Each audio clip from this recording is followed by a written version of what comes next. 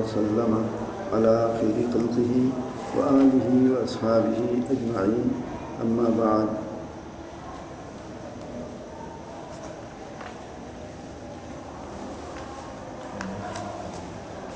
حضرات محترم معزز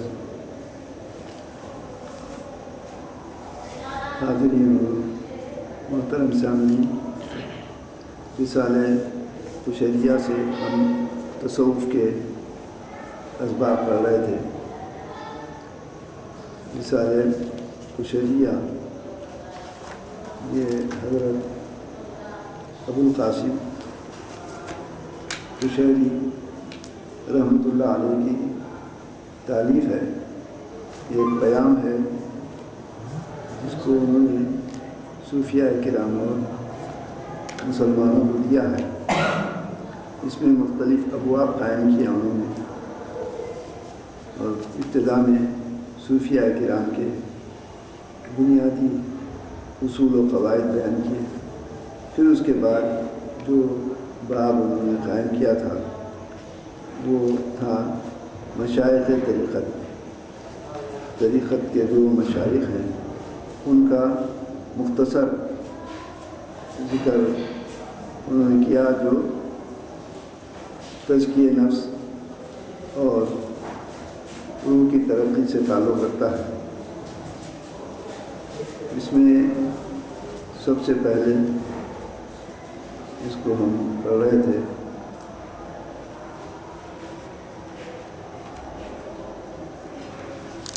ابراہیم بن ادہم رحمۃ اللہ علیہ کا ذکر فرمایا، پھر ذوالنون مصری ہیں، اس کے بعد ابو علی فضیل بن عیاض ہیں جس کو ہم سنے، اور اس کے بعد جن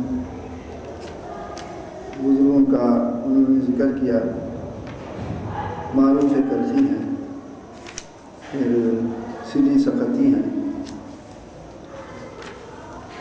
اس کے بعد پھر ہم جو سنے تھے وہ بشر حافی تھے، اور پھر بشر حافی کے بعد جن کا ذکر انہوں نے کیا تھا وہ ابو عبداللہ حارث بن اسد محاسبی، اور پھر اس کے بعد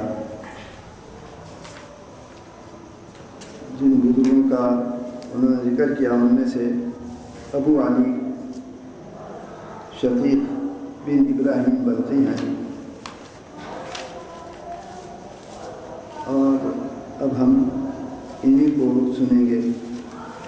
اور یہ مشائخ طریقت میں جس کا علامہ قشیری نے ذکر کیا، یہ لمحے شیخ ہیں یہ، اور یہ خراسان کے رہنے والے مشائخوں میں سے ہیں، اور اکثر یہ ہمیشہ توکل کے بارے میں گفتگو کرتے تھے۔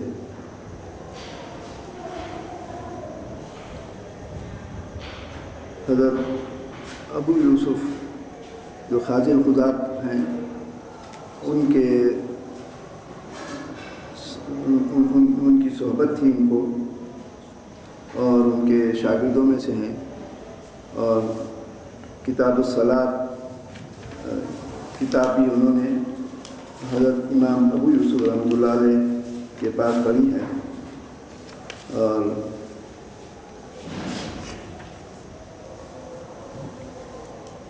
ان کے بارے میں لکھتے ہیں کہ کانا سبب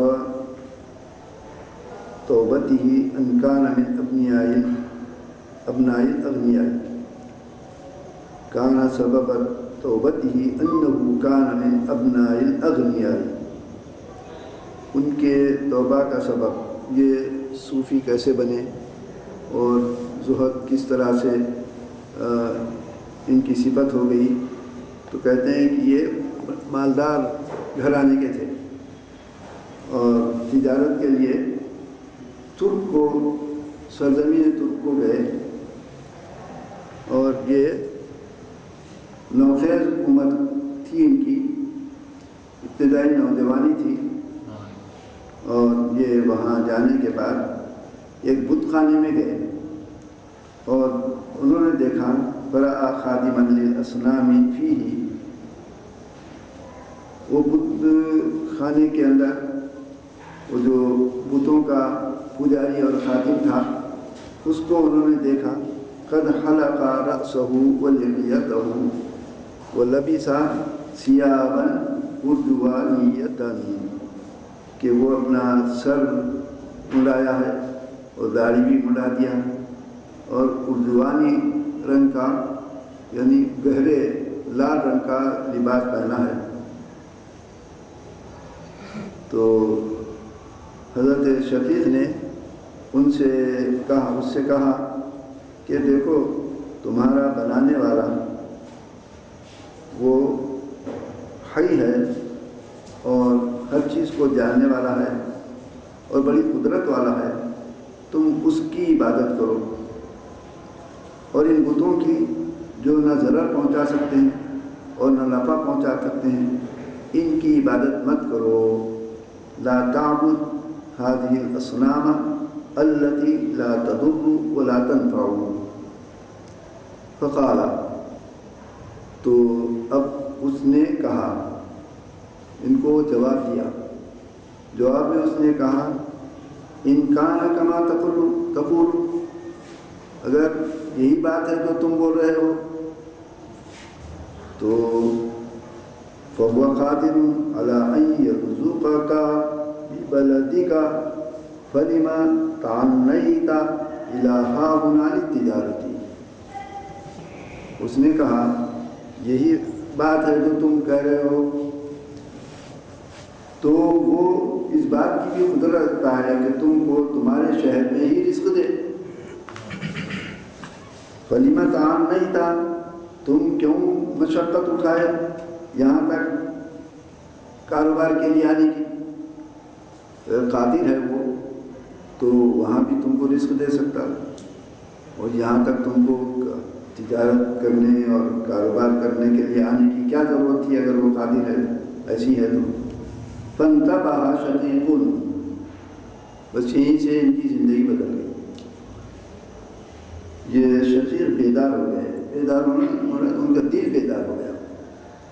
ہمارے دل جو خدا کی طرف رجوع نہیں ہے وہ مردہ ہیں سب، وہی دل زندہ ہے جو اللہ کی طرف منتفت ہے، لگا ہوا ہے، مرتبط ہے، وہی دل زندہ ہے۔ جو دل خدا سے غافل ہے وہ مردہ ہیں۔ تو فانتبہ، ان کا دل جو مردہ تھا اب یہ بیدار ہو گئے، یہ جاگ گئے۔ تو اس کے بعد کیا کہتے ہیں، وہ اخذ فی طریق زہدی، یہیں سے وہ زہد کا راستہ شروع کیا، اور اس طرح سے وہ اللہ کی طرف رجوع ہو گئے۔ یہ ان کے توبہ کا سبب بن گیا۔ بڑے مالدار تھے لیکن اب زاہد بن گئے وہ۔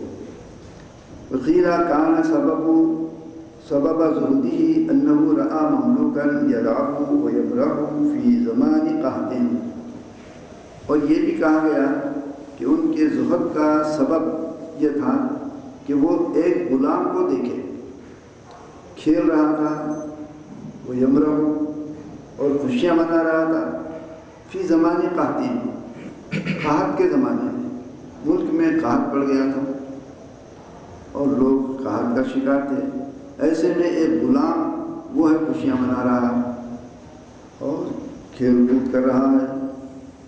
وَكَانَ النَّاسُ مُهْتَمِّينَ بِهِ، لوگ اس میں بڑے فکر مند تھے لوگ کہ قحط آ گیا ہے، کیسا ہوگا اور کیا ہے، ایسے زمانے میں یہ خوشیاں منا رہا۔ فقال شقیق ما هذا النشاط الذي فيك، حضرت شقیق بولے کہ یہ جو خوشیاں منا رہا ہے تو یہ خوشی کیسی ہے جبکہ لوگ قحط میں پڑے ہوئے ہیں۔ اما ترى ما فيه الناس من الجدب والقحط، یہ دیکھتے ہوئے بھی کہ ہر طرف قحط زدہ علاقہ ہو گیا ہے، لوگ پریشان ہیں، تو یہ خوشیوں کا سبب کیا ہے؟ فقال ذلك المملوك غلام بولنے لگا، کیا بولا؟ دیکھو، وما علیہ من ذالک، یہ قحط بڑھنے سے میرے کو کیا تعلق ہے؟ وما علیہ من ذالک، یہ قحط آندو کچھ بھی آندو میرے کو کیا پرواہ ہے اس کی؟ کیوں؟ مولایا قریۃ خالصۃ یدخل لہ منہا ما یحتاج نحن الیہ، میرے مالک کا، غلام کا، یہ میرے مالک کا یہ گاؤں ہے، خالص اس کا یہ گاؤں ہے، وہ اس میں جو آمدنی ہوتی ہے وہ ہماری ضرورتوں کو پورا کر دیتی ہے۔ یدخل لہ منہا، اس سے آمدنی ہو جاتی ہے اتنی، ما یحتاج نحن الیہ، جس کی ہم کو ضرورت ہے اتنی آمدنی اس میں سے ہو جاتی ہے، تو اب مجھے کیا فکر ہے اس کی؟ فانتبہ شقیق، شقیق یہیں سے بیدار ہو گئے اور وہ جاگے، یعنی ان کا دل بیدار ہو گیا۔ وقال، انہوں نے کہا کہ ان کان لمولا قریۃ، اگر اس کے مالک کا ایک گاؤں ہے، وہ مولا مخلوق فقیر، حالانکہ اس کا مالک بھی مخلوق ہے، وہ خالق تو نہیں ہے، اس کو اللہ نے بنایا اور وہ بھی محتاج ہے وہ اپنے معاملات کے اندر۔ ثم انہ لیس یہتم لرزقہ، اس کے باوجود وہ اپنے رزق کی فکر نہیں کر رہا ہے۔ فکیف ینبغی ان یہتم المسلم برزقہ ومولاہ غنی، تو کیسے مناسب ہے یہ بات کہ ایک مسلمان رزق کی فکر میں مبتلا ہو جائے جبکہ اس کا مالک مولا غنی ہے، اس کا مولا فقیر، اس کا مولا مخلوق، لیکن اس کے باوجود یہ گاؤں ہے تو بس اس کی آمدنی کی وجہ سے یہ فکر کیے بغیر خوشیاں منا رہا ہے، اور ایک مسلمان جس کا مولا غنی ہے اس کو کیسے رزق کی فکر ستا سکتی ہے؟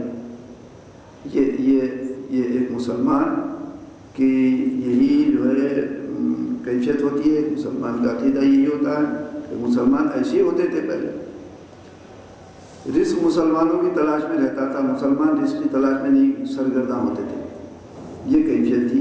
تو یہیں سے شقیق جو ہے بیدار ہو گئے اور انہوں نے زہد کو اختیار کر لیا۔ ایک اور انہیں کا سلسلہ ہے، سمعت ابو عبد الرحمن سلمی رحمۃ اللہ علیہ کو سنا ہوں میں، فرماتے تھے ابو الحسین بن احمد عطاری بلخی کو فرماتے ہوئے سنا ہوں میں، وہ فلاں فلاں بیان کرتے ہیں، سند بیان کرتے ہوئے کہتے ہیں حاتم اصم نے کہا، حاتم اصم اس سے پہلے پڑھ چکے ہیں، حاتم اصم نے کہا کہ شقیق بن ابراہیم کانا موسیرن، یہ مالدار تھے، ابھی سے سن رہے ہیں، یہ مالدار گھرانے کے تھے، مالدار تھے۔ کانا یتفتہ ویعاشر الفتیان، اور وہ نوجوانوں کے عیش و نشاط میں رہتے تھے، نوجوان جیسے کھیل کود تماشے کرتے رہتے ہیں، وہ کانا یتفتہ، نوجوانی کے عیش و نشاط میں رہتے تھے اور نوجوانوں کے ساتھ ہی گزارتے تھے، یعاشر الفتیان۔ اور اس کے بعد کہتے ہیں کہ علی بن عیسیٰ بن ماہان، یہ بلخ شہر کے امیر تھے، وہاں کا بادشاہ، وہ کانا یحب کلاب الصید، اور شکاری کتوں کو پسند کرتا تھا۔ ففقد کلبا من کلابہ، اس کا ایک کتا گم ہو گیا، وہ امیر کا ایک کتا گم ہو گیا، کتوں کو بہت چاہتا تھا، شکاری کتوں کو، اس کا ایک کتا گم ہو گیا۔ تو اس کے بعد شکایت کی گئی ایک آدمی کے کہ انہو عندہ، کہ وہ کتا وہ فلاں صاحب کے پاس ہے،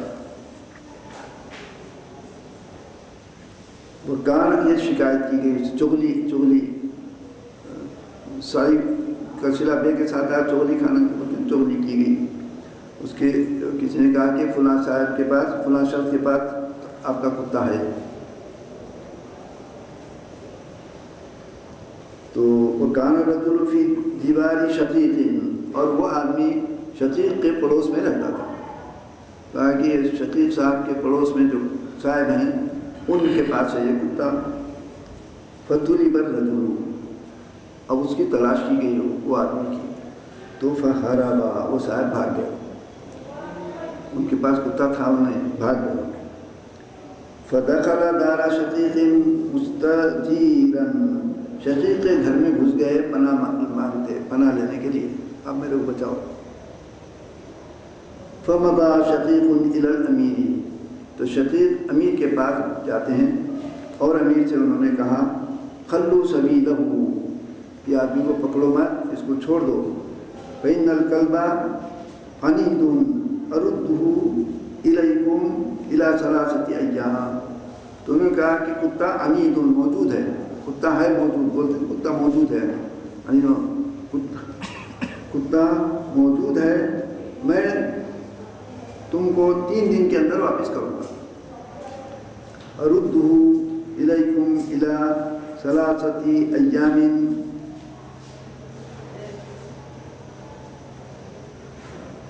فخلوا سبیلہ، تو وہ اس کو چھوڑ دیا.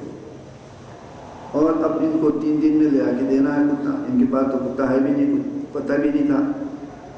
تو وانصرف شقیق مہتما لما صنع، اور شقیق جب واپس گئے اور فکر مند ہو کر کہ انہوں نے کیا کیا، ایسا وعدہ کر کے اس کو چھڑا دیا.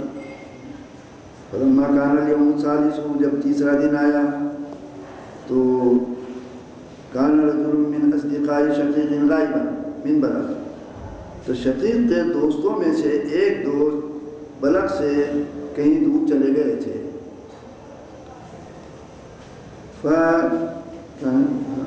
فرجع الیہا، پھر وہ دوست ان کے جو کہیں دور چلے گئے تھے تو وہ بلغ کو واپس آ رہے تھے. تو پھر کیا ہوا، فوجد فی الطریق کلبا، تو راستے میں ایک کتا ملا اور علیہ قلادۃ، کتے پر ایک پٹا تھا. فاخذہ، تو وہ دوست اس کو پکڑ لیا، کتے کو پکڑ کر کیا کہا، وقال اہدیہ الی شقیق فانہ یشتغل بالتفتی، یہ کتا لے جا کے شقیق کو دوں گا میں تحفے میں، کیونکہ وہ یہ کیا تفتی ابھی بولے نا، کیا نوجوانوں کے کھیل کود میں رہتے ہیں، نوجوانوں کا کھیل کود تماشے میں رہتے ہیں، یہ کتا لے جا کے ان کو دے دیں گے. فحملہ الیہ، تو وہ کتے کو وہ پکڑ کر شقیق کے پاس اس نے لایا. فنظر، تو شقیق اس کو دیکھے تو فیضا ہوا کلب امیری، کیا دیکھتے ہیں وہ امیر کا ہی کتا ہے. فسر بہ، تو یہ بہت خوش ہو گئے اس سے اور اس کو لے کر امیر کے پاس پہنچا دیے اور وہ چھٹکارا پا لیے. فرزقہ اللہ الانتباہ، تو اس واقعے نے ان کو بیدار کر دیا، اللہ کی طرف رجوع ہوئے. کھیل تماشے اور یہ جو ان کی زندگی کا تماشا تھا اس کو سب چھوڑ دیا انہوں نے، خدا کی طرف متوجہ ہو گئے. وتاب مما کان فیہ، اور توبہ کیا انہوں نے. صلاح کا طریقہ زہدی، زاہدوں کا راستہ اختیار کر لیا انہوں نے. وہ حکیا ان حاتما الاصم قال كنا مع شقیق فی مصاف محارب الترک فی یوم لا نرى فیہ الا، تو یہ ان کے زہد کا ایک اور سبب ہوا، اس کو کہتے ہیں بیان کیا گیا کہ حاتم اصم نے کہا کہ ہم شقیق کے ساتھ ایک جنگ میں تھے اور ترکوں سے لڑائی ہو رہی تھی ہماری، اور وہ دن ایسا تھا کہ انسانوں کے سر کٹ رہے تھے اور نیزے ٹوٹ رہے تھے، تلواریں ٹوٹ رہی تھیں، یعنی انسان کی لڑائی ہو رہی تھی اور شقیق کے ساتھ ہم تھے. تو پھر کیا ہوا، فقال علی شقیقون، تو شقیق نے مجھ سے کہا کیف تری نفسک یا حاتم فی ھذا اليوم، اے حاتم تم آج اس جنگ کی یہ صورتحال کے دن اپنے آپ کو کیسے دیکھ رہے ہو. तराहु मिस्ल मा कुंता फिल लैलति लती ज़ुफ़्फ़त इलैका इम्रअतुका, क्या तुम अपने आप को ऐसा देख रहे हो जैसे उस रात में तुमने अपने को पाया था जिस रात में तुम्हारी बीवी की तुम्हारे साथ रुखसती हुई थी। शादी की रात में, पहली रात में जैसे तुम अपने को जो खुशियों में देखे थे, क्या वैसा महसूस करते हैं? फ़क़ाल अल्लाह वल्लाह, नहीं खुदा की कसम ये तो सर कर रहे हैं आज, ये कैसा? क़ाल लाकिन्नी वल्लाहि अरा नफ़्सी फ़ी हाज़ल यौमि मिस्ल मा कुन्तु तिल्कल लैलता। तो उस वक्त उन्होंने कहा, शकीक ने कहा, लेकिन मैं खुदा की कसम अपने आप को आज के इस दिन ऐसा ही देख रहा हूँ जैसे उस रात में कुछ था। यानी इस कदर ये अल्लाह की जनाब में रुजू हो चुके थे, उनकी कैफियत इतनी बदल चुकी थी। सुम्मा नामा बैन सफ़ैनी, और फिर उसके बाद उन्होंने उदरकतहु तहत रअसिही, अपना ढाल अपनी ढाल को अपने सर के नीचे रख कर वो सो गए इतने आराम से कि उनकी खर्राटें मैं सुन रहा था। यानी बस अल्लाह की तरह इसे मुतवज्जे थे कि किसी चीज़ का कोई खौफ नहीं रहा। घुमसान की लड़ाइयों में भी वो ऐसे मुतमईन होते और नींद भी ऐसी लेते थे।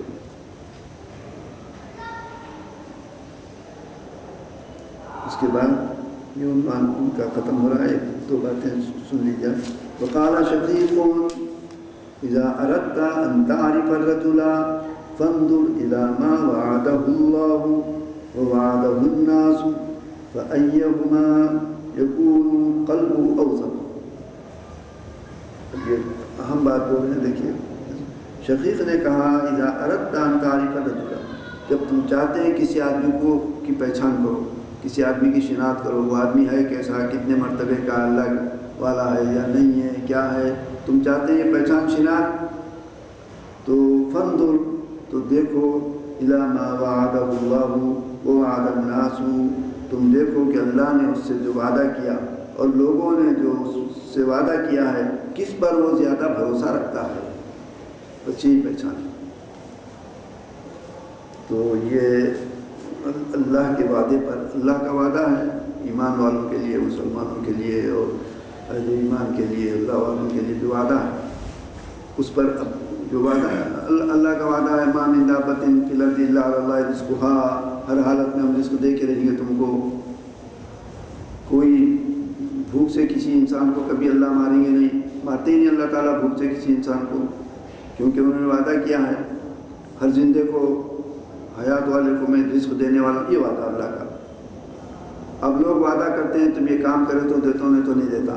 अल्लाह ने तो ये कहीं शर्त नहीं लगाई, काम करे देता, नहीं तो करो ना, वो करो, तुम अच्छे काम करो, बुरे काम करो, और क्या करते हैं करो, तुम कत्ल खून रेज़ी करो या अमन सलामती शांति पैदा करो, इंसाफ करो, मैं तो देने का देते ही रहता हूँ, मैं इसका मामला, ये अल्लाह का वादा है, एक तरफ बंदों का वादा है। तो अब देखो तुम आदमी किसके वादे पर ज़्यादा भरोसा एतबार करता है, उसको समझ लो। ये इंसानों की शिनाख्त बताया उन्होंने। आदमी की को पहचानना है, तुम उसकी शिनाख्त को पहचान देखना है, अल्लाह वाले किस कौन है समझना है। तो फंदुर इला मा वअदहुल्लाह व वअदन नास फ़अय्युहुमा यकूनु क़ल्बुहु अवसक़ा। उसके बाद अब एक और बात है उनकी, इस पर ख़त्म होता है। वक़ाल शक़ीक़ुन तुअरफ़ु तक़वर रजुली फ़ी सलासति अशिया फ़ी अख़्ज़िही व मनइही व कलामिही। ये बहुत अहम बात है। शक़ीक़ ने कहा, तुअरफ़ु तक़वर रजुली, किसी भी आदमी का तक़वे की शिनाख्त तीन चीज़ों में से होती है। परहेज़गार है, मुत्तक़ी है, तक़वा है, तीन चीज़ों से शिनाख्त होती है। तुअरफ़ु तक़वर रजुली फ़ी सलासति अशिया फ़ी अख़्ज़िही, कहाँ से वो माल ले रहा है, उसकी कमाई कैसी है वो देखो। वो मनइही, और वो जो रोकता है किसी चीज़ को, कभी नहीं देता या किसी चीज़ को रोकता है, किसी चीज़ से खुद रुक जाता है, तो वो किस चीज़ को रोकता है, किस चीज़ से रुकता है, उसको देखो। کیا لیتا ہے، کہاں سے لیتا ہے، کیا روکتا ہے، کس چیز کو روکتا ہے، اس کو دیکھو. وہ کلامی ہی، اور اس کی گفتگو کو بھی دیکھو. کیسی گفتگو کرتا ہے، گفتگو میں اس کی نرمی ہے وہ دیکھو، یا گفتگو میں سختی ہے، یا اور اس کے ذریعہ آمدنی کیا ہے، اور یعنی کیا بولیے اس کے خرچ کا کیا معاملہ ہے، آمدنی کا کیا معاملہ ہے، خرچ کا کیا معاملہ ہے، اس کی گفتگو بول کر رویہ مراد ہے نا، اس کے رویے کا کیا. اس سے آدمی کا تقویٰ کی شناخت ہوتی ہے. بس تم کسی کے تقوی کو جانچنا ہو تو بس اسی کو دیکھو. یہ حضرت شقیق بلخی رحمۃ اللہ علیہ کا تذکرہ تھا، جس سے ان کے زندگی کے مختلف پہلو سامنے آئے اور وہ کس طرح سے صوفی بن گئے. خلاصہ سب کا جتنا ہم سنتے آ رہے ہیں، صوفی بس وہی آدمی ہوتا ہے. صوفی بولے تو ہمارے ذہنوں میں جو صوفی ہے وہ مراد نہیں ہے. اس کے پہلے جس کا دل اللہ کے ساتھ لگا ہوا رہتا ہے وہ اس کو صوفی بولتے ہیں. تو صوفی وہ ہے کہ جس کو دنیا سے کی محبت نہیں ہوتی ہے، بس وہ صوفی ہے.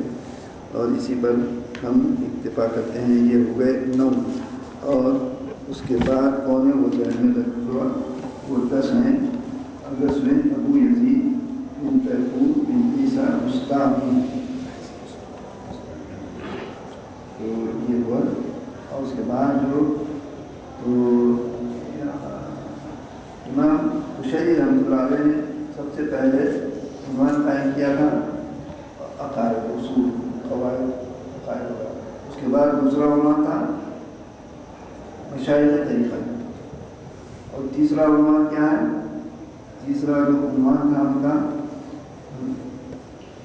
وہ صوفیہ کرام کے درمیان جن اصطلاحات کا جو اصطلاحات ہوتی ہیں اس کا ذکر. اس میں سے انہوں نے سب سے پہلے وقت کو بیان کیا تھا. وقت کس کو کہتے ہیں؟ یعنی جو وقت ہوتے ہیں اس کو یوں سمجھے کہ اس کو ہم مختصر بولنا ہے تو جو متا کے جواب میں جو آتا ہے وہ وقت. متا کے جواب میں تو وہ کیا ہے جو انہوں نے تعریف کی تھی یہاں کہ یہ موہوم شے جو یعنی وہ محقق چیز جس میں کوئی موہوم شے واقع ہوتی ہے. ایک موہوم ہے مطلب کسی کا آنا، کسی کا جانا، کسی کا کھانا، اٹھنا، بیٹھنا، عالم ہونا، پڑھنا، مدرسہ قائم کرنا، مدرسہ چلانا، یہ سب موہوم ہے. پکا تو نہیں بول سکتے نا. وہ یہ موہوم شے جس میں واقع ہوتی ہے اس کو وقت ہے. تو آنا کب ہوا؟ شام میں. یہ شام وقت بن گیا. کھانا کب ہوا؟ صبح میں. یہ وقت بن گیا. تو کوئی موہوم شے وہ پکی شے وہ شاید جس کے اندر وہ پکی متحقق چیز جس میں کوئی موہوم شے ہوتی ہے، واقع ہوتی ہے، اس کو وقت کرتے ہیں. یہ انہوں نے تعریف کی تھی صوفیہ کرام. اس کے بعد نمبر 2 میں انہوں نے کہا تھا وہ منزاری کا مقام ہے. مقام کی تعریف انہوں نے کی تھی. مقام وہ منزل ہے آداب کی جس میں آدمی محنت کر کے پہنچتا ہے. ما يتحقق به العبد بمنازلته من الآداب مما يتوصل إليه بنوع تصرفی. تو وہ مقاصد تکلفی. آدمی محنت اور کوشش کر کے جس منزل میں پہنچتا ہے وہ ہے مقام. مقام کا تعلق انسان کی کسب سے، محنت سے. جتنی محنت کریں گے اتنا مقام ملے گا. تو اس بارے میں اس میں انہوں نے تھوڑی تفصیل کی تھی. اور اس میں تفصیل کے اندر ایک بات یہ بھی ہے کہ آدمی کسی کسی بھی مقام سے آگے بڑھنے کے لیے جب تک اس مقام کے پورے آداب کو مکمل نہ کرے آگے نہیں بڑھنا، نقصان پڑے گا۔ تو یہ مقام کی تعریف تھی۔ اس کے بعد نمبر 3 مزاجی کا حال۔ حال کس کو کہتے ہیں؟ تو حال ایک کیفیت کا نام ہے جو دل پر وارد ہوتی رہتی ہے، معنی یہ تو عدالت قلبی۔ تو یہ اس کو کسب سے تعلق نہیں ہے، یہ اللہ کی طرف سے ایک جو کیفیت دل پر وارد ہوتی رہتی ہے اس کا نام ہے حال۔ خوشی کی کیفیت آتی ہے، ان کی کیفیت آ جاتی ہے، اور ان کے ساتھ کی کیفیت آتی ہے، کبھی کوئی غم کی، اور کیا کیا کیفیتیں جو آتی ہیں، تو کیفیت کا نام ہے حال۔ اور یہ کسبی نہیں ہے، یہ وہابی ہے۔ حال وہابی ہے، مقام کسبی ہے۔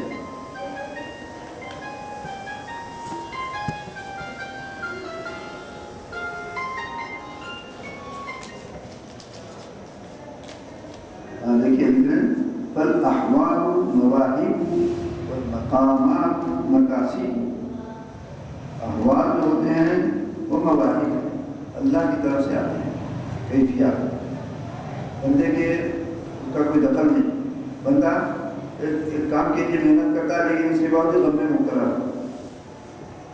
تو یہ احوال جو ہیں، کیفیات، یہ مواہب ہیں، اللہ کی طرف سے آتے رہتے ہیں، اور مقامات جو ہیں مقاصد ہیں کہ بندہ محنت کر کے جو آگے بڑھتے رہتا ہے وہ مقام ہے اس کا۔ یہ احوال حال ہے۔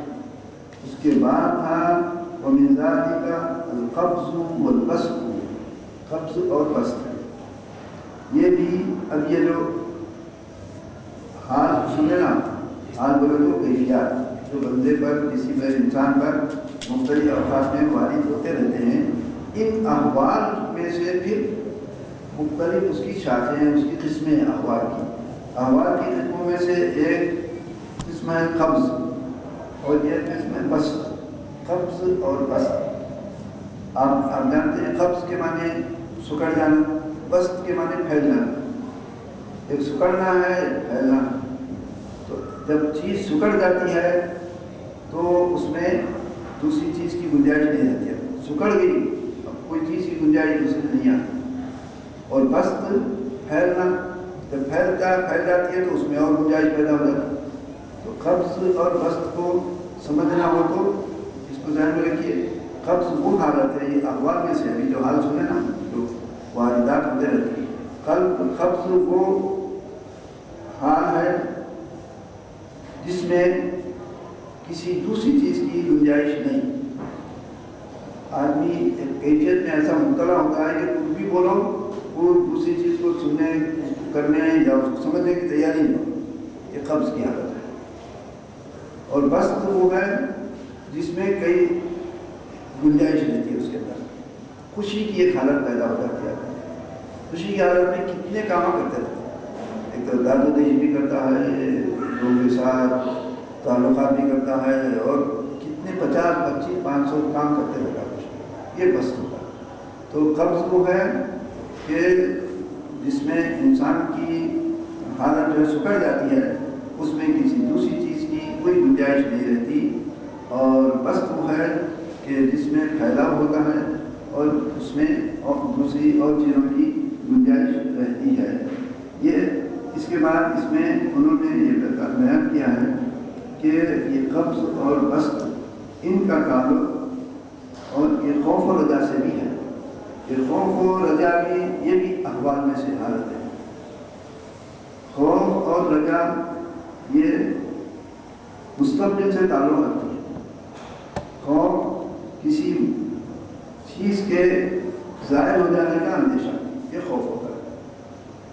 اس چیز کا اندیشہ جو ہوتا ہے کہ عمل ختم ہو جائے گا اور نقصان پہنچے گا، خوف ہے۔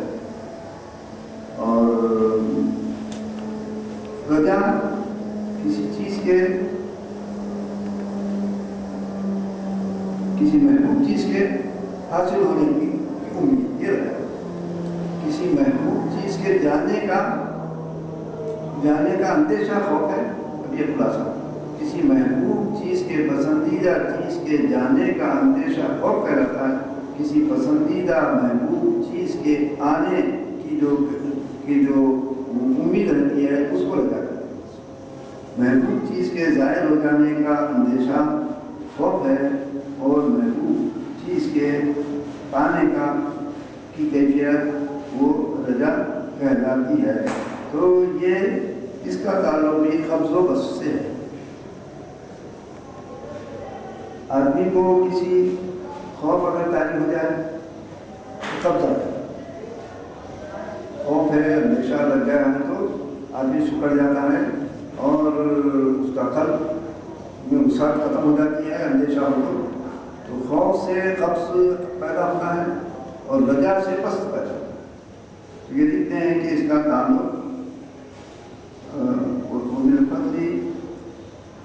بين القبض والخوف والبسط والرجاء، أن الخوف ما يكون من شيء في المستقبل إما يخاف فوت محبوب أو هجوم محظور، وكذلك الرجاء إنما يكون بتأمين محبوب في المستقبل أو بتطلع زوال محظور وكفاية مكروه في المستقبل.